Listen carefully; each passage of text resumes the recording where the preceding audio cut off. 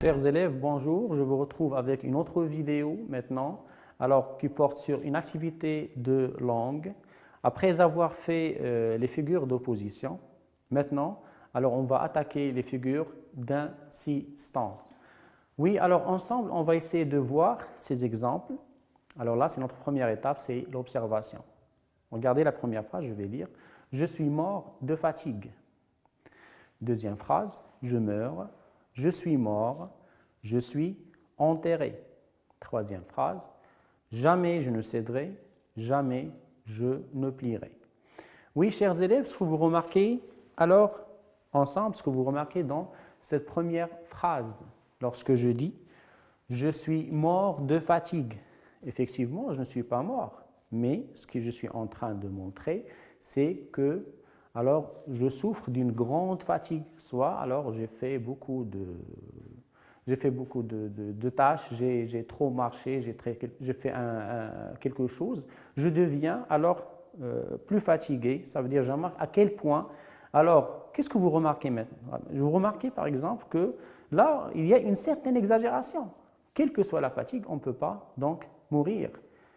Alors, on va voir, lorsqu'on a l'exagération, lorsqu'on exagère, ça c'est notre première figure, on appelle ça l'hyperbole. Pour la deuxième phrase, je meurs, je suis mort, je suis enterré. Alors, qu'est-ce que vous remarquez dans cette phrase? Regardez, je meurs, je suis mort, je suis enterré. Qu'est-ce qu'on sent? On sent qu'il y a une progression. On sent qu'il y a une certaine progression. Alors, je meurs, là, je suis mort, je suis enterré. Je passe d'une étape à une autre. Je sens qu'il y a une certaine progression. Alors, si je dis je meurs, je suis enterré. Là, on a affaire à ce qu'on appelle la gradation. La gradation. Pour la troisième phrase, jamais je ne céderai, jamais je ne plierai. Qu'est-ce que vous remarquez dans cette phrase? Déjà, c'est souligné. Vous avez jamais, on a déjà souligné, c'est ce mot qui se répète. Alors, à l'initial, c'est au début de cette phrase. Alors, on appelle ça l'anaphore. Alors, ce que vous remarquez, qu'on est en train, dans toutes ces phrases, on est en train d'insister. C'est pourquoi on a appelé les figures d'insistance. C'est qu'on insiste soit sur un élément, soit sur une expression, soit sur un groupe de mots, si vous avez par exemple un texte ou un paragraphe. Alors, pour définir ce que ça veut dire les figures d'insistance servent à souligner l'idée portée par un mot ou un groupe de mots en la mettant en valeur. Par rapport à quoi? Par rapport au reste de l'énoncé. On va commencer d'abord par définir ce que c'est que l'hyperbole. L'hyperbole, c'est un procédé qui consiste à exagérer. Alors là, regardez, j'insiste sur ce terme exagérer. Alors, exagérer l'expression pour produire une forte impression. Regardez l'exemple que vous avez. Il a versé des torrents de larmes. Verser torrents, ça veut dire que c'est quelqu'un qui a pleuré. Mais est-ce qu'il va verser des torrents de larmes? Là, pour marquer la quantité de larmes qui sont versées par ce personnage. Là aussi, vous remarquez, il y a une certaine exagération. Dans la deuxième phrase, il avait une telle soif qu'il aurait bu toute l'eau du lac. Alors, est-ce qu'on peut boire toute l'eau du lac? Là aussi, on ressent qu'il y a une certaine exagération. Donc, dans les deux phrases, nous avons une hyperbole. On va passer maintenant à notre deuxième figure, sinon, c'est la gradation. Qu'est-ce qu'on fait dans la gradation? On fait succéder des termes d'intensité. Alors là, on va voir que vous avez, dans la gradation, vous avez soit la gradation croissante, soit la gradation décroissante.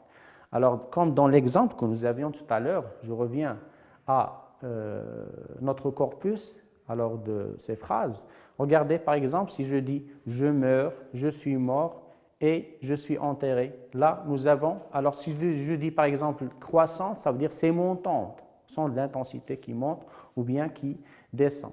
Alors là, regardez, vous avez, c'est une gradation qui est montante, qui est croissante. On revient vers notre figure, la gradation.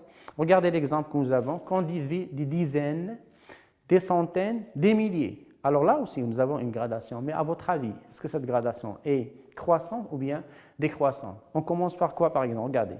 On commence par les dizaines, puis après, on va passer aux centaines, puis après, on va passer aux milliers. Alors, on sent qu'il y a vraiment une gradation qui est croissante, ça veut dire qui monte. Enfin, c'est l'anaphore. L'anaphore, c'est quoi? Regardez la définition. C'est une reprise d'un mot ou d'un groupe de mots. Mais, regardez, au début de vers ou de phrases successives. Alors, regardez, par exemple, c'est cette façon de reprise parce que là, on peut confondre avec la répétition. Sauf que la différence, c'est vous avez les mots sont à l'initiale, sont au début des phrases. Par exemple, l'exemple que vous avez, jamais, déjà j'ai souligné, jamais je ne céderai, jamais je ne plierai. Ou bien, dans le deuxième exemple, pourquoi faut-il que je m'endorme? Pourquoi faut-il que la nuit me dévore? Alors, ce que vous remarquez, alors regardez, là vous avez une anaphore. La première sera avec la répétition du mot jamais, ou bien la répétition avec le mot pourquoi. Alors, je vais vous laisser donc faire un exercice. Après, on va essayer de faire la correction ensemble. La question est la suivante. Quelles figures de style sont utilisées dans les phrases suivantes? Première phrase, je vais lire. Il mange, il dévore, avale. Deuxième phrase, le feu a brûlé des arbustes, ça veut dire de petits arbres, des champs, puis la colline entière. Une autre phrase, je meurs de faim. On le dit souvent dans notre vie quotidienne. Il y a des ponts, il y a des fleurs, il y a des chevaux, il y a des moutons. Encore une autre phrase, je l'ai déjà dit 1000 fois. Cette phrase, on trouve aussi dans notre contexte quotidien. Dans un mois, dans un an, elle oubliera. Donc, j'ai lu ces phrases, je vous laisserai donc faire dans quelques minutes. Alors, et on va essayer de faire la correction ensemble.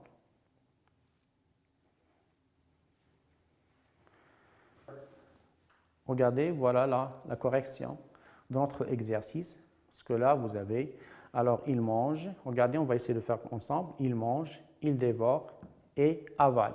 Qu'est-ce qu'on ressent ici? Vous avez commencé, lorsqu'on commence à manger, puis après on va dévorer, puis après on va avaler. On ressent ici qu'il y a, alors la figure que vous avez dans cette phrase, vous avez une gradation. Regardez la deuxième phrase. Le feu a brûlé les arbustes, ça veut dire qu'il a commencé avec les petits arbres, puis après, alors ce sont des champs, et enfin vous avez la colline.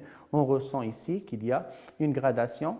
Alors c'est la même chose, mais la gradation aussi, alors à votre avis, est-ce qu'elle est alors croissante ou bien décroissante? Lorsqu'on commence à manger, on mange normalement, puis après on va dévorer, puis après on va avaler, ça veut dire avec et manger une grande quantité.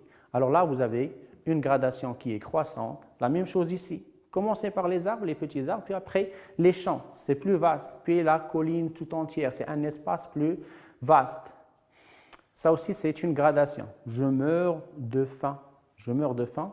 Alors là, vous avez l'utilisation du verbe alors mourir. Est-ce qu'on peut mourir de faim? Mais là, on est en train de marquer qu'on a alors une faim, on va dire une grande faim. Là, vous avez une hyperbole. Il y a des ponts, des fleurs, regardez, il y a des chevaux, il y a des moutons. Qu'est-ce que vous remarquez? Alors là, vous avez sûrement fait attention à la répétition alors du terme, plutôt de l'expression « il y a » au début. C'est au début de chaque phrase. Alors là, nous avons affaire à une anaphore. L'autre phrase, je l'ai déjà dit 1000 fois. Alors regardez, vous avez la présence de 1000. Alors même si je n'ai pas dit 1000 fois, mais j'ai dit plusieurs fois. Alors là, nous avons affaire à une hyperbole. La dernière phrase, dans un mois, regardez, dans un an, il oubliera. Nous avons ici une gradation. Donc, je vous laisse avec la correction que vous pouvez voir donc chez vous à la maison à tête reposée. Mais alors, je vous invite dans la prochaine fois, ou bien chez vous à la maison, de refaire d'autres exercices, mais aussi de reformuler des phrases où vous essayez, par exemple, d'exploiter alors les définitions qu'on a données et les exemples et les exercices. Je vous retrouve dans une autre vidéo. Au revoir.